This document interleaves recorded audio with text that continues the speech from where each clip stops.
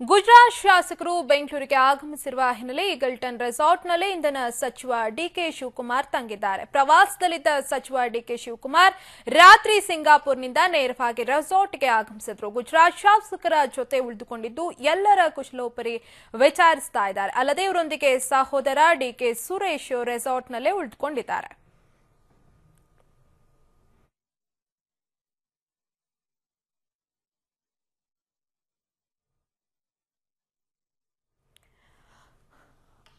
ರಾಜ್ಯಸಭಾ ಚುನಾವಣೆ ಹಿನ್ನೆಲೆಯಲ್ಲಿ ಗುಜರಾತ್ನಲ್ಲಿ ಬಿಜೆಪಿ ಕುದುರೆ ವ್ಯಾಪಾರ ನಡೆಸುತ್ತದೆ ಅನ್ನೋ ಶಂಕೆ ಹಿನ್ನೆಲೆಯಲ್ಲಿ ಗುಜರಾತ್ನ 44 ಶಾಸಕರು ಇದೀಗ ಬೆಂಗಳೂರಿಗೆ ಬಂದು ಬಿಡದಿಯ ಈಗಲ್ಟನ್ ಗಾಲ್ಫ್ ರೆಸಾರ್ಟ್ನಲ್ಲಿ ವಾಸ್ತವ್ಯವನ್ನ ಹೂಡಿದ್ದಾರೆ. ಈ ಎಲ್ಲ ಶಾಸಕರ ಉಸ್ತುವಾರಿಯನ್ನ ಇಂಧನ ಸಚಿವ ಡಿಕೆ ಶಿವಕುಮಾರ್ ಅವರು ವಹಿಸಿಕೊಂಡಿದ್ರು.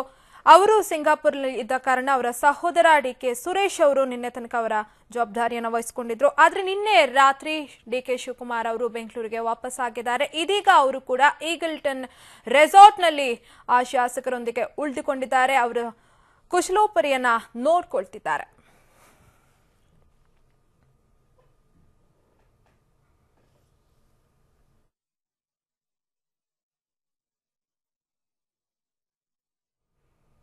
ಈ ಬಗ್ಗೆ ಇನ್ನಷ್ಟು ಡೀಟೇಲ್ಸ್ ನೀಡೋದಕ್ಕಾಗಿ ನಮ್ಮ ಜೊತೆ ದೂರವಾಣಿ ಸಂಪರ್ಕದಲ್ಲಿದ್ದಾರೆ ನಮ್ಮ ಪ್ರತಿನಿಧಿ ರಾಕೇಶ್. ಈಗಾಗಲೇ ಗುಜರಾತ್ನಿಂದ ಆಗಮಿಸಿರುವಂತಹ 44 ಕಾಂಗ್ರೆಸ್ ಶಾಸಕರು ಬಿಡದಿಯ ಈಗಲ್ಟನ್ ರೆಸಾರ್ಟ್ನಲ್ಲಿ ವಾಸ್ತವ್ಯವನ್ನ ಹೂಡಿದ್ದಾರೆ. ಅವರ ಒಂದು ಉಸ್ತುವಾರಿಯನ್ನ ಇಂಧನ ಸಚಿವ ಡಿಕೆ ಶಿವಕುಮಾರ್ ಅವರು ನೋಡ್ಕೊಳ್ತಿದ್ದಾರೆ. ಸಿಂಗಾಪುರದಲ್ಲಿ ಪ್ರವಾಸದಲ್ಲಿದ್ದಂತಹ ಅವರು ನಿನ್ನೆ ವಾಪಸ್ ಆಗಿದ್ದಾರೆ. ಈಗ ಅವರ ಜೊತೆ ಕುಶಲೋಪರಿಯಲ್ಲಿ ಕೂಡ ತೊಡಗಿದ್ದಾರೆ. ಇವತ್ತು ಯಾವುದಾದ್ರೂ ರಾಜ್ಯ ಮುಖಂಡರು ಆ ಒಂದು ಶಾಸಕರನ್ನ ಭೇಟಿಯಾಗುವಂತಹ ಸಾಧ್ಯತೆ ಇದೆಯಾ? ನಮ್ಗೆ ಇವತ್ತು ಆ ರೀತಿ ಯಾವುದೇ ಬೆಳವಣಿಗೆಗಳಿಲ್ಲ. ಆದ್ರೆ ಅವರನ್ನ ಬಿಜೆಪಿ ಮುಖಂಡರುಗಳ ಸಂಪರ್ಕದಿಂದ ದೂರಗೊಳಿಸುವಂತ ಪ್ರಯತ್ನ ಕೂಡ ಇನ್ನೂ ಮುಂದುವರೆದಿದೆ.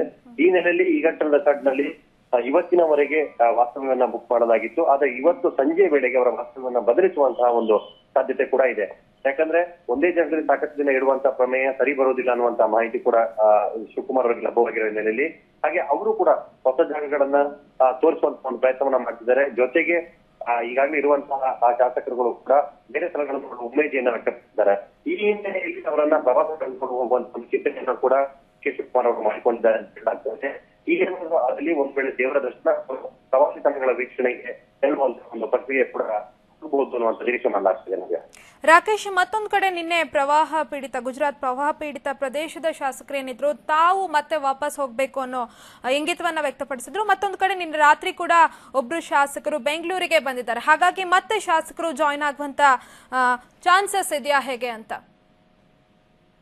ನಮಗೆ ಈ ವಿಚಾರದಲ್ಲಿ ಇನ್ನೂ ಸ್ಪಷ್ಟತೆ ಇನ್ನೂ ಕೂಡ ಸಿಕ್ಕಿಲ್ಲ. ಯಾಕಂದ್ರೆ ಆ ಒಂದು ಬೆಳವಣಿಗೆಗಳು ನಡೆದ ನಂತರದಲ್ಲಿ ಅಲ್ಲಿನ ಉಸ್ತುವಾರಿಯನ್ನು ನೋಡ್ಕೊಳ್ಳೋದಕ್ಕೆ ಎಲ್ಲ ಪ್ರಯತ್ನಗಳನ್ನ ಹಾಗೆ ಅವಕಾಶವನ್ನ ಮಾಡಿಕೊಡ್ತೀವಿ ಅನ್ನುವಂತ ಮಾತನ್ನ ನಮ್ಮ ಇಲ್ಲಿನ ಶಾಸಕರುಗಳು ಮತ್ತು ಮಂತ್ರಿಗಳು ಭರವಸೆ ನೀಡಿರುವ ಹಿನ್ನೆಲೆಯಲ್ಲಿ ಸದ್ಯ ಇಲ್ಲಿರುವಂತಹ ಶಾಸಕರಿಗೆ ಯಾವುದೇ ರೀತಿ ತೊಂದರೆ ಆಗದ ರೀತಿಯಲ್ಲಿ ಅವರ ಕ್ಷೇತ್ರದ ಉಸ್ತುವಾರಿ ನೋಡ್ಕೊಳ್ಳಿಕ್ಕೆ ಅಧಿಕಾರಿಗಳಿಗೆ ಸೂಚನೆಯನ್ನ ನೀಡುವ ವ್ಯವಸ್ಥೆಗೆ ದೂರವಾಣಿ ಸಂಪರ್ಕದ ಮುಖಾಂತರ ಅವರನ್ನ ಟಚ್ನಲ್ಲಿ ಇಟ್ಕೊಳ್ಳುವಂತ ಒಂದು ಪ್ರಯತ್ನವನ್ನ ಮಾಡ್ಲಿಕ್ಕೆ ಎಲ್ಲ ವ್ಯವಸ್ಥೆಗಳನ್ನ ಮಾಡಿಕೊಳ್ಳಲಾಗಿದೆ.